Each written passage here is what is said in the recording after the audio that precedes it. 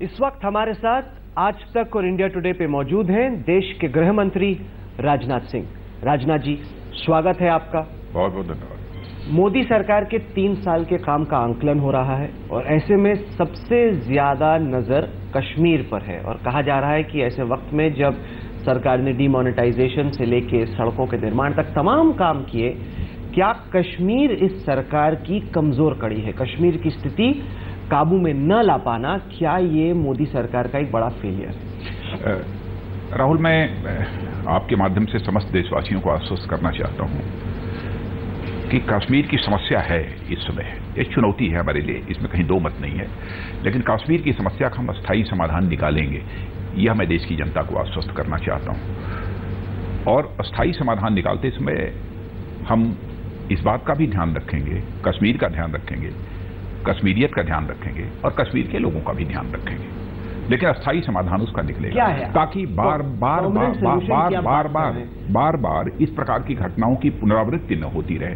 क्योंकि आपने देखा है पहले भी 2010 में भी, उसके पहले भी कई बार इस प्रकार के हालात कश्मीर में पैदा हो चुके हैं। नहीं तो स्ट्रैटेजी क्या? आप कह रहे हैं कि परमानेंट सोल्यूशन? देखिए, स्ट्रैटेजी का कभी भी खुलासा नहीं किया जाता है, लेकिन मैंने बहुत स्पष्ट किया कि अस्थायी समाधान हम निकालने की ये तो मैं कैसे मान लूं, क्योंकि हर सरकार यही कहती है कि हम परमानेंट सोल्यूशन निकालेंगे। अब तक तो किसी सरकार ने यह नहीं कहा होगा कि हम परमानेंट सोल्यूशन निकालेंगे। मैं कह रहा हूं कि उसका परमानेंट सोल्यूशन निकालेंगे और उसके लिए हमारी स्ट्रेटेजी भी पूरी तरह से तैयार है। और आप स्ट्रेटेजी के बारे में कुछ बताना नहीं? स्ट्रेटेजी के बारे में बतलाना भी नहीं चाहिए, आप भी मेरी बात से सहमत हैं। लेकिन मैंने यह भी स्पष्ट किया, अस्थायी समाधान निकालते समय इस बात का हम पूरी तरह से ध्यान रखेंगे कि कश्मीर, कश्मीरी और वहां की कश्मीरियत, इस पर किसी भी सूरत में कोई आंच न आने पाए। हाल ही में इंडिया टुडे ग्रुप ने इन्वेस्टिगेशन दिखाया, operation Hurriyat, the Hurriyat truth tapes, जिसमें हुर्रियत के 3 शीर्ष नेता कैप्चर हुए, ये कहते हुए कि पाकिस्तान से उन्हें पैसा आ रहा है, ये मानते हुए कि स्कूलों में आग वो लगाते हैं, ये मानते हुए कि पाकिस्तान चाहता है कि जबरदस्त आग लगे और तनाव फैले। उसके बाद आपने नेशनल इन्वेस्टिगेशन एजेंसी को जांच दिया है। हम जानना चाहते हैं कि गृह मंत्री के तौर पे आप हुर्रियत के नेताओं के इस कबूलनामे को कैसे देखते? नहीं, ये तो बहुत ही गंभीर है और वैसे कबूलनामा तो बाद में आया है, लेकिन इस हकीकत से हम लोग पहले से परिचित हैं।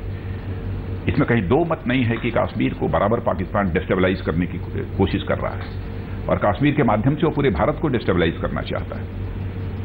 और आतंकवाद को भी प्रश्रय यदि कोई दे रहा है, दुनिया का कोई इकलौता देश, तो वह पाकिस्तान ही दे रहा है।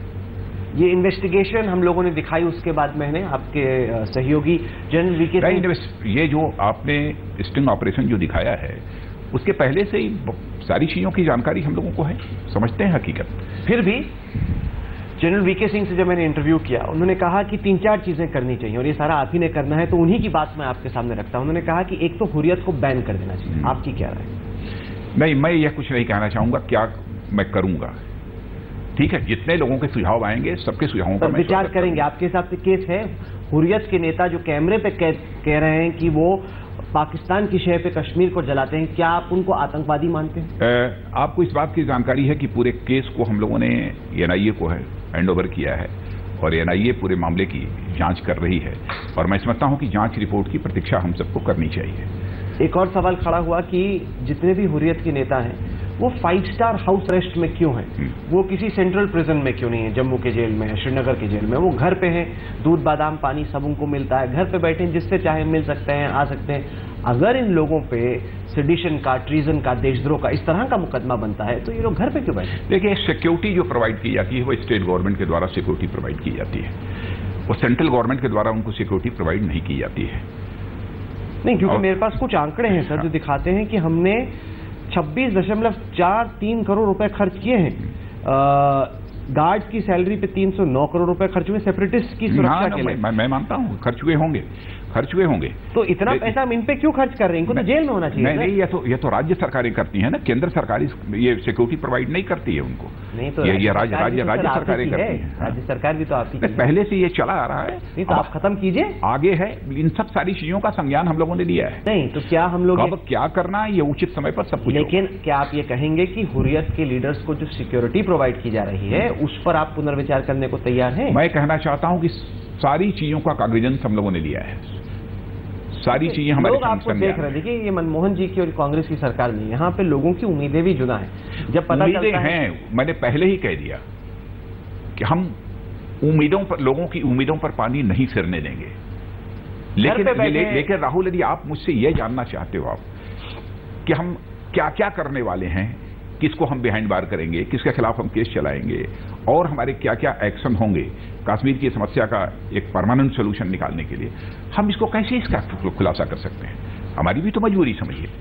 ठीक है, एक शख्स है, एक आतंकवादी है बिट्टा कराटे, जिसको हमने एक्सपोज किया 80-90 के दशक में। उस वक्त पे इंडिया टुडे होता था न्यूज ट्रैक के जरिए, तब भी हमने उसका इंटरव्यू किया जिसमें उसने ये कहा कि 20 कश्मीरी पंडित मारने के बाद मैंने गिनती बंद कर दी। अब जब हमारी स्पेशल इन्वेस्टिगेशन टीम ने फिर से इसका स्टिंग किया तो ये कहता है कि 70 करोड़ रुपए दो, मैं कश्मीर को जला दूंगा। पूरा बता रहे कहां से पैसा आता है, कैसे आता है। जज वानी ने जब इसको बेल दी 2006 में, एनडी वानी ने, उन्होंने कहा कि इसके खिलाफ केस बनता है डेथ सेंटेंस या लाइफ इंप्रिजनमेंट का, लेकिन उस वक्त की प्रोसिक्यूशन ने कोई interest, total disinterest by prosecution, ये जज वानी के बेल ऑर्डर में लिखा है।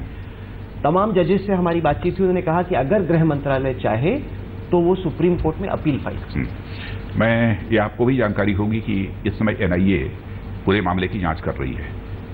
प्रिलिमिनरी इंक्वायरी इस समय चल रही है। कॉग्निजेंस लिया है, बहुत ही गंभीरतापूर्वक इसका कॉग्निजेंस लिया है हम लोगों ने, क्योंकि दो अलग अलग केस हैं। एक है हमारा वर्तमान स्टिंग, दूसरा ये आदमी, वर्तमान स्टिंग में तो फंड्स की बात हो रही है, कश्मीर को जलाने, ये तो मैस मर्डर की, आतंकवाद की बात हो रही है। सही बात। आप कह रहे हैं कि एनआईए इस मामले की भी तहकीकात करेगा? बिल्कुल कर रही है। प्रिलिमिनरी इंक्वायरी एनआईए के द्वारा चल रही है इस केस में भी। इस केस में भी। और अगर आगे चल के एनआईए की रिपोर्ट आने के बाद आप गृह मंत्रालय अपील कर सकता है सुप्रीम कोर्ट में? मैं इतना ही कहना चाहता हूं, जो जस्टिफाइड होगा वह सब करेंगे।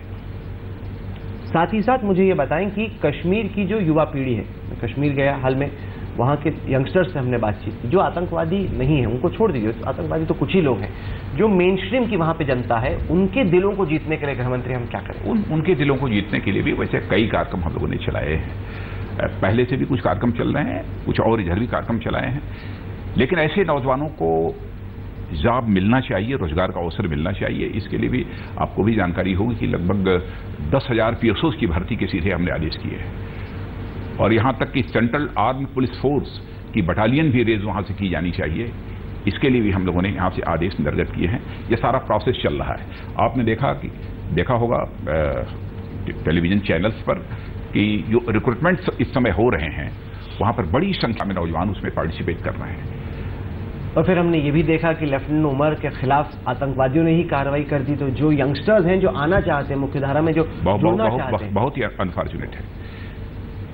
वह जो है उमर फैयाज, ये सेकंड लेफ्टिनेंट, जो कि कश्मीर का ही रहने वाला था, जिसको मारा गया है, और साथ ही साथ हमारे कश्मीर के रहने वाले कुछ पुलिस के जवान भी वहां पर मारे गए। और मैं जानता हूं इस हकीकत को कि इसको लेकर आतंकवादियों के खिलाफ कश्मीर के लोगों में भी नाराजगी है। पर विरोधाभास नहीं है, क्योंकि महबूबा मुफ्ती कहती है बुरहान वानी की जब इनकाउंटर में डेथ होती है, उसके बाद कि अगर हमें मालूम होता कि बुरहान वानी यहाँ पे है, हम इसको छोड़ देंगे, हम छोड़ देते। महबूबा का बयान था।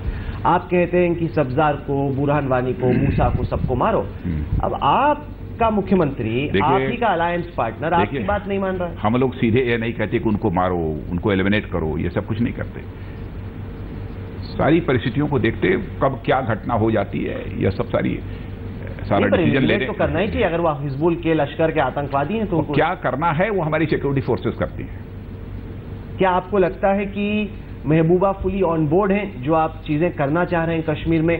क्या तालमेल की कमी है टीडीपी और बीजेपी के बीच, क्योंकि सोच ही और नजरिया ही पूरा जुदा है? नहीं, नजरिया जुदा नहीं रहने पाएगा। नजरिया जुदा है, ये मानकर चलिए। कई सारे कश्मीरी पंडितों ने, गृहमंत्री जी, हम लोगों की कवरेज को पिछले कई दिनों से देखा और उन्होंने कहा कि किसी भी केस में, सरकारी आंकड़ा खुद कहता है कि 298 कश्मीरी पंडित आतंकवादियों ने मारे, किसी भी केस में कन्विक्शन नहीं हुआ। एक आसिया अंद्राबी का पति जेल में, उसके अलावा किसी केस में कन्विक्शन नहीं हुआ। लोग जानना चाहते हैं कि पिछले 30 सालों में जो नहीं हुआ, 3 दशक में, क्या मोदी सरकार, क्या राजनाथ जी वो कर पाएंगे? निश्चित रूप से करेंगे। जो जस्टिफाइड होगा वह सब करेंगे। पहले समय समय पर जैसे हालात वहां पैदा होते रहे हैं, वैसे हालात पैदा हों पुनः बार बार आगे भी, हम इसकी इजाजत नहीं देंगे, ऐसा अवसर भी हम नहीं देंगे। पर क्या आपके हिसाब से सोल्यूशन मिलिट्री सोल्यूशन है, लॉ एंड ऑर्डर सोल्यूशन है, या मिलिट्री?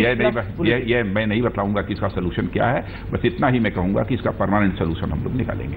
कुछ हमारे पास आंकड़े हैं, और मैं जो यह बात कह रहा हूं परमानेंट सोल्यूशन की, मैं जानता हूं कि बहुत लोगों को यह लगता होगा कि परमानेंट सोल्यूशन कैसे निकालेंगे लोग। मेरे को भी लग रहा है। हाँ, आपको भी लगता होगा, लेकिन मैं पूरे कॉन्फिडेंस के साथ मैं कहता हूं, हम कश्मीर को ऐसे नहीं जलने देंगे।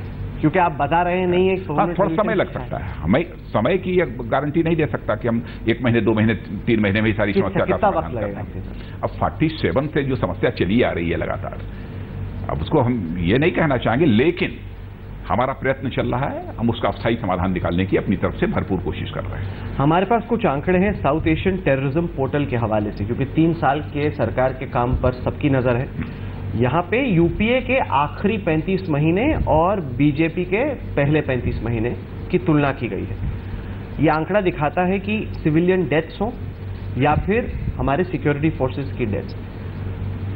ये साउथ एशियन टेररिज्म पोर्टल कह रहा है कि बीजेपी में सिविलियन और जवान दोनों लगभग डबल मरे यूपीए के आखिरी 35 महीने की तुलना में। आपने देखा होगा कि कांग्रेस बार बार ये मोदी सरकार पे आरोप लगा रही है। लेकिन मैं आपसे पूछना चाहता हूँ, 2010 में कितने मरे थे जब यूपीए गवर्नमेंट थी? तो ये आखिरी 35 महीने और 35 महीने। आखिरी 35 महीने तो ये 2010 के बाद के होंगे ना, 2010 के नहीं होंगे ना। बेशक, स्वाभाविक है, कभी आंकड़े बढ़ जाते हैं, कभी घट जाते हैं, लेकिन 2010 में जब वहां पर हालात पैदा हुए थे कश्मीर में, बदतर हालात, उस समय कितने थे वो भी उठाकर देखिए और अब भी उठाकर देखिए। उसके पहले भी घटनाएं हुई हैं वहां पर, तब आपको पर कभी भी ऐसा नहीं हुआ कि 2 हॉट समर, ये शब्द आपको आईबी के अफसर बताते होंगे कि एक हॉट समर होता है 2010 का, उसके बाद कुछ साल ठीक हो जाता है, फिर से रिवाइव होता है।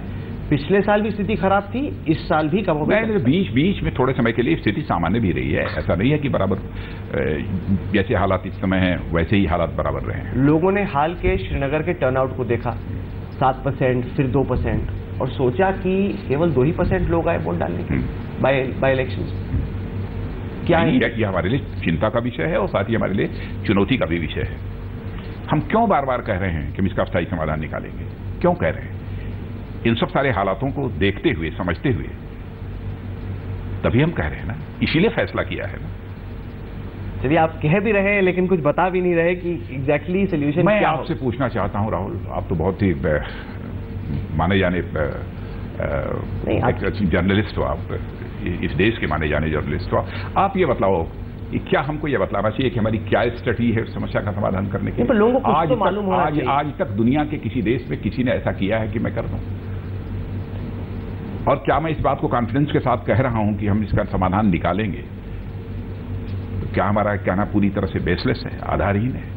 नहीं, बेसलेस तो नहीं हो सकता। देश के गृह मंत्री हैं, आप कह रहे हैं, लेकिन लोग भी जानना चाहेंगे कि और देश ये भी जानता है कि मैं बेसलेस बातें नहीं बोलता हूं। बेशक। चलिए, हम अगर जम्मू कश्मीर के ही किनारे, इतना मैं जरूर कहना चाहूँ, थोड़ा समय लगेगा, क्योंकि वहां की समस्या का समाधान चुटकी बजाकर नहीं निकाला जा सकता।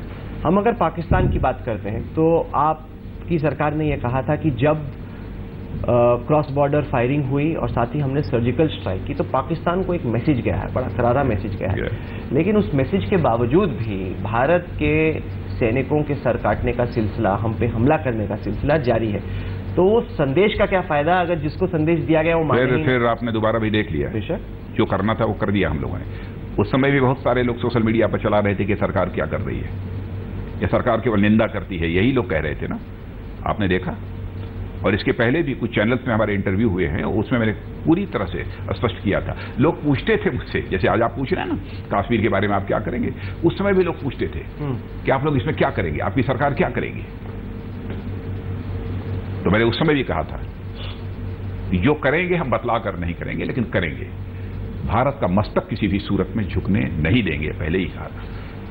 यह हम सबके लिए सौभाग्य की बात है। तो नरेंद्र मोदी जी जैसा है एक डिसाइसिव लीडरशिप इस भारत को मिली हुई है। नहीं तो आज हमारे प्रधानमंत्री, पाकिस्तान की स्ट्रेटेजी फिलहाल है क्या? क्योंकि एक तरफ हम देखते हैं सज्जन जिंदल जा रहे हैं, नवाज शरीफ से बात कर रहे हैं, एक बैक चैनल की बातचीत हो रही है, दूसरी तरफ हम कह रहे हैं कि हम बातचीत नहीं करेंगे, तीसरी तरफ हम देख रहे हैं कि पाकिस्तान की सेना और पाकिस्तान की सिविलियन गवर्नमेंट में ही टेंशन बनी हुई है। तो हमारी स्ट्रेटेजी आज नहीं बनी है, पहले से ही चली आ रही है, सिलसिला पहले से चला आ रहा है। और मैं समझता हूं कि पाकिस्तान में जब तक इस समस्या का समाधान नहीं होगा तब तक कोई हल नहीं निकलने वाला है। तब तक इसी तरीके से हम बंदूकें तान के खड़े रहेंगे।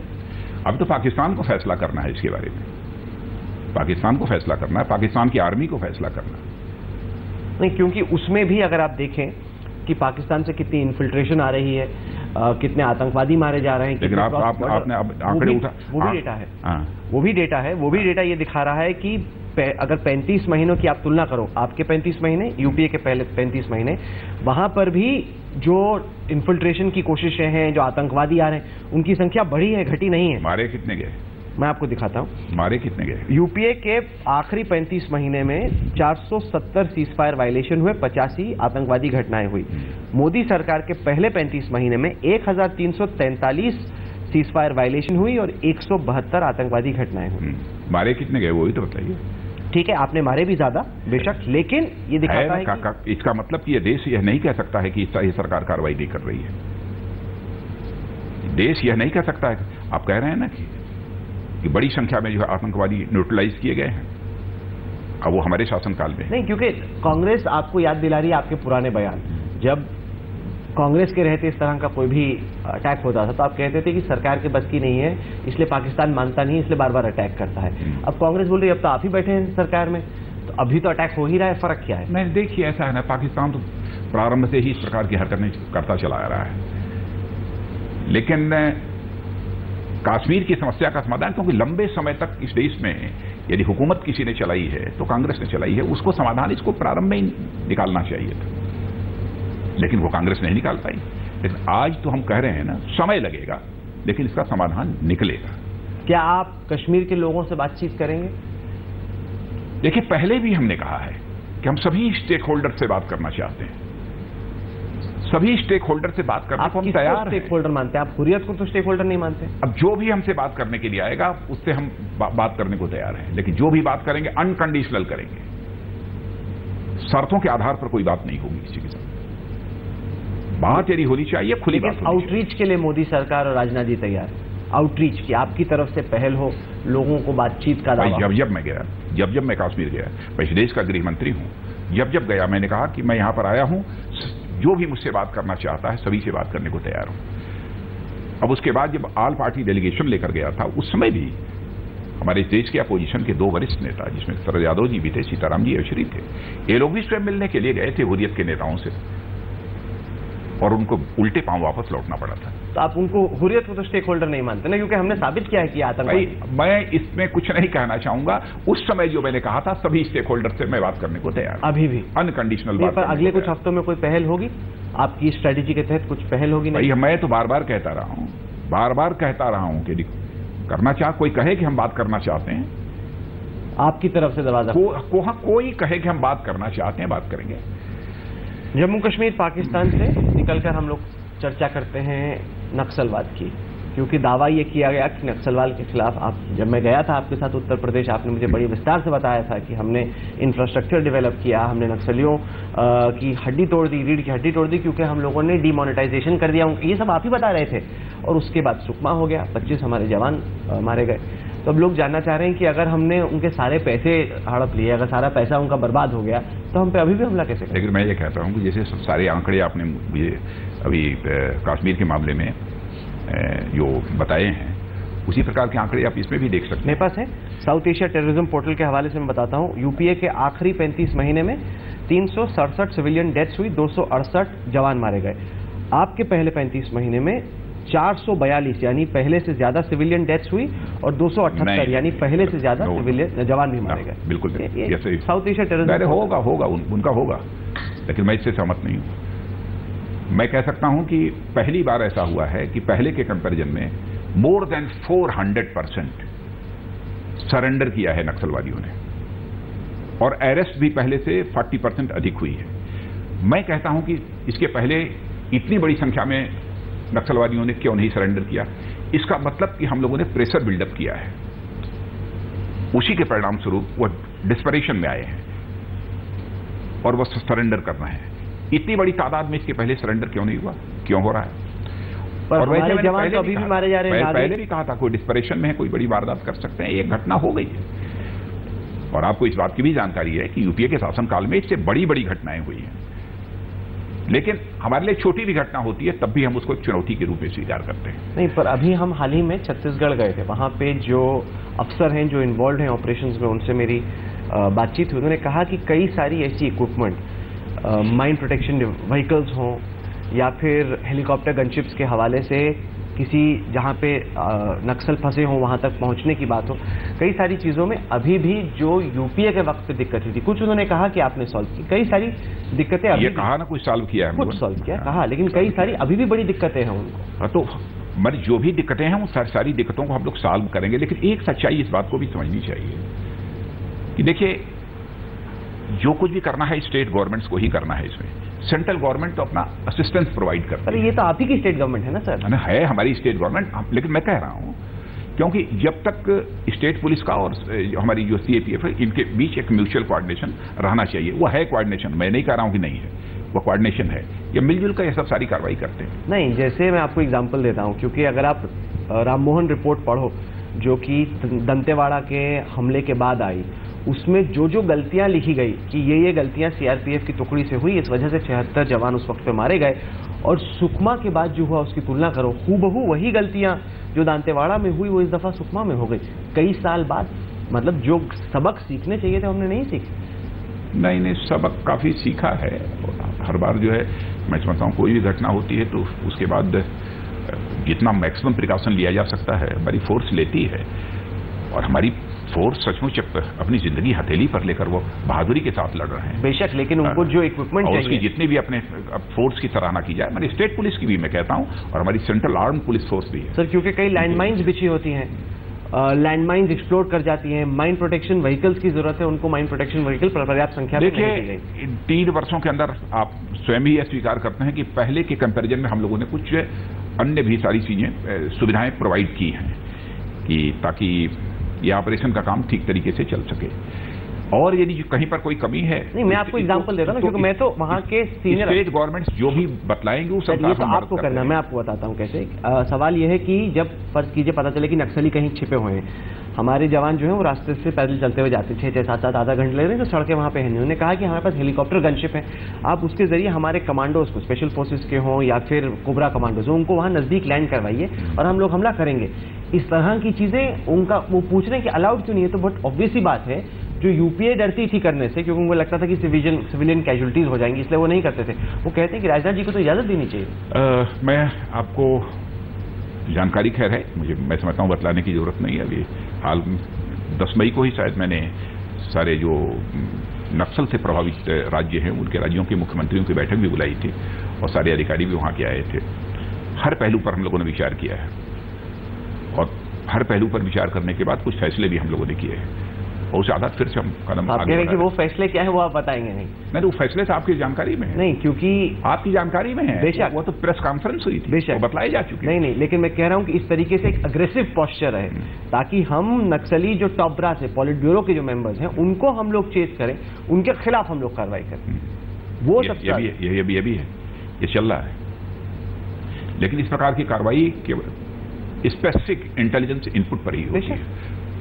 इंटेलिजेंस इनपुट, तो आपके हिसाब से इंटेलिजेंस इनपुट, नक्सलवाद के खिलाफ लड़ाई हम लोग जीत रहे हैं या हार रहे हैं, या जहां पे स्थिति थी बदस्तूर वहीं पर? नक्सलवाद के खिलाफ जंग हारेंगे नहीं, जीत रहे हैं और जीतेंगे। कुछ आपने टाइम पीरियड रखा है कब तक आपको? टाइम पीरियड कोई तय कर सकता है, लेकिन पहले से हालात मैं कह सकता हूं कि पहले से काफी इंप्रूवमेंट हुआ है।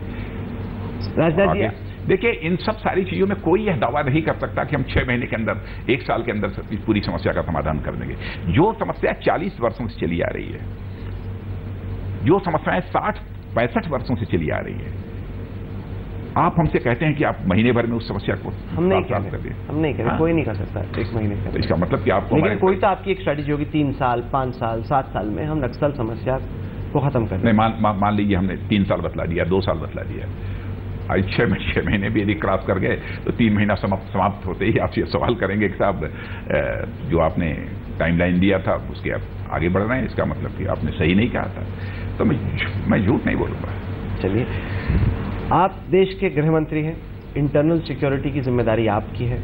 हालांकि लॉ एंड ऑर्डर ज्यादातर तो पुलिस का सब्जेक्ट है। हाल ही में आपके गृह राज्य उत्तर प्रदेश के सहारनपुर में हमने जातिवाद दंगे देखे, क्लैशेस हुए दलितों के बीच में, ठाकुरों के बीच में। क्यों हो रहा है ये आपके होम स्टेट में? क्या ये हमने मायावती के बयान सुने, हमने तमाम वहाँ पे देखा किस तरीके से टेंशन बनी हुई है। पहला सवाल गृह मंत्री जी, ये क्यों हो रहा है? दूसरा कि ये ना हो उसके लिए आप क्या करें? नहीं, जो कुछ भी हुआ है बहुत ही दुर्भाग्यपूर्ण हुआ है और हमारे मुख्यमंत्री श्री योगी आदित्यनाथ जी ने इस पर जो है प्रभावी कार्रवाई की है और इसके लिए जो जिम्मेदार अधिकारी थे उनके खिलाफ भी कार्रवाई की है और फर्दर और भी स्टेप्स वो ले रहे हैं ताकि ऐसी घटनाओं की पुनरावृत्ति आगे न होने पाए। लेकिन जो कुछ भी हुआ है बहुत ही दुखद हुआ है, बहुत ही दुर्भाग्यपूर्ण हुआ है। कुछ लोगों ने आंकलन किया, उन्होंने कहा कि वो वाली 40% जातियां, कम्युनिटीज जिन्होंने बीजेपी को वोट नहीं दिया, वो इस वक्त वंचित फील कर रही हैं। उनको लग रहा है कि उनके सबका साथ सबका विकास उन्हीं के लिए है। नहीं, इस हकीकत को हम समझते हैं। यदि आज लगभग 325 सीटें भारतीय जनता पार्टी को उत्तर प्रदेश में प्राप्त हुई हैं तो 1, 2, 4 जातियों का मत प्राप्त करने के कारण प्राप्त नहीं हुई है। समाज के सभी वर्गों का हमको समर्थन प्राप्त हुआ है, तब जाकर इतनी सीटों पर विजय प्राप्त हुई है। इसलिए हम तो कभी कल्पना भी नहीं कर सकते यह सोचने की कि हमको फला जाति का वोट प्राप्त नहीं हुआ है। सभी का, किसी का कम, किसी का अधिक, सभी वर्गों का हमको मत प्राप्त हुआ है। साथ ही साथ एक और सवाल जो खड़ा हो रहा है, 3 साल की आपकी इंटरनल सिक्योरिटी की रिपोर्ट कार्ड को लेके झारखंड के कॉन्टेक्स्ट में सवाल खड़ा हुआ जब एक झूठे व्हाट्सएप ने ऐसा आतंक फैला दिया कि वहां पे लोगों की जान चली गई और लोगों ने कहा कि ये जो एक सोशल इंक्लूजन किया, एक जो एक हिस्टीरिया जो क्रिएट हो रहा है, वो क्या आप इसको एक आइसोलेटेड इंसिडेंट के तौर पे देखते हैं? क्योंकि आपके क्रिटिक्स दुनिया भर में इस पे लिखा जा रहा है, आपने देखा होगा, आपके क्रिटिक्स कह रहे हैं झारखंड में जो लिंचिंग हुई उसमें क्रिटिक्स कह रहे हैं कि एक ऐसा सोशल एनवायरनमेंट क्रिएट हो गया। जो ही इस घटना की जानकारी प्राप्त हुई, मैंने झारखंड के मुख्यमंत्री श्री रघुवर दास जी से मैंने बात की है और उन्होंने इस संबंध में क्या कार्रवाई की और फर्दर क्या कार्रवाई करेंगे इसकी तुरंत उन्होंने जानकारी दी और मैंने उन्हें भी कहा था इस संबंध में कठोर से कठोर कार्रवाई की जानी चाहिए ताकि आगे इस प्रकार की घटनाएं पुनः न हो सके। जो गौरक्षक हैं उनको लेके भी सवाल खड़ा हो रहा है। कई इंस्टेंसेस में हमने देखा प्रधानमंत्री ने हमारी तहकीकात के 3 दिन बाद बयान दे दिया, अभी भी वो खुले घूम रहे हैं और कानून को अपने हाथ में ले रहे हैं। नहीं, जहां तक हमारी सरकार का प्रश्न है, मैं 2 टूक शब्दों में कहना चाहता हूं, किसी को भी कानून हाथ में लेने की इजाजत नहीं दी जाएगी। सर, हमने ऑपरेशन गौरक्षक दिखाए, पूरे इन्वेस्टिगेशन थी, मुझे नहीं मालूम आपको देखने का वक्त मिला कि नहीं। उसमें हमने ऐसे लोगों को पकड़ा जो कि अलग अलग जगह में गौरक्षा दल चलाते हैं। उन्होंने कैमरे पे कबूल किया किस तरीके से वो मारपिटाई करते हैं। देखिए, गौरक्षा होनी चाहिए, इसमें कहीं 2 मत नहीं है, लेकिन मैं समझता हूं कानून तोड़ रहे हैं, नहीं मान रहे हो। कोई भी हो, किसी को कानून हाथ में लेने की इजाजत नहीं दी जाएगी। हमारी उत्तर प्रदेश की सरकार भी नहीं देगी। स्वयं इस संबंध में वहां के मुख्यमंत्री योगी जी ने भी कहा है। नहीं, सही बात है, वो कह रहे हैं और कार्रवाई और योगी जी बखूबी सरकार एक यंग लीडर होते हुए भी जैसे लगता है कि हाईली एक्सपीरियंस्ड कोई लीडर हमारे उत्तर प्रदेश को चला रहा हो, ऐसा मुख्यमंत्री मिला है। कुल मिला के खत्म करने से पहले ये बताएं कि आप 3 साल के अपने काम को कैसे देखते हैं, क्योंकि आप गृह मंत्री हैं, इंटरनल सिक्योरिटी आपकी जिम्मेदारी है। क्या आपको लगता है कि भारत आतंकवादियों से, अपने दुश्मनों से पहले से ज्यादा महफूज है? वैसे आतंकवाद का संकट केवल भारत के लिए चुनौती नहीं है, बल्कि एक ग्लोबल फेनोमेनन है और मैं समझता हूं कि एक ग्लोबल चैलेंज है। और मैं अपने प्रधानमंत्री जी को बधाई देना चाहता हूं, करिश्माई काम किया है कि आतंकवाद के सवाल पर पूरी इंटरनेशनल कम्युनिटी को ऑन बोर्ड लाने में उन्होंने काफी हद तक कामयाबी हासिल की है और इस आतंकवाद की लड़ाई सबको मिलजुल कर लड़नी होगी। भारत में जो है, जो चैलेंजेज है, वो तो हम लड़ रहे हैं, लड़ेंगे, विजय हासिल करेंगे। क्योंकि एक ट्रेंड जो हम देख रहे हैं वो ये है कि जैसे फर्ज कीजिए कश्मीर की जो लड़ाई थी, पहले कुछ लोग जो लड़ रहे थे वो शायद आजादी के लिए वो एक इस्लामिक कैलिफेट के लिए लड़ रहे हैं। तो मतलब जो पूरा डायनेमिक है लड़ाई का, वही चेंज हो रहा है। जो नए आतंकवादी हैं, जहां तक आईसिस की बात आप कर रहे हैं, ISIS की, मेरा यह मानना है कि दुनिया के दूसरे देशों में भले ही आईसिस को कामयाबी मिल जाए, लेकिन भारत में का रहने वाला मुसलमान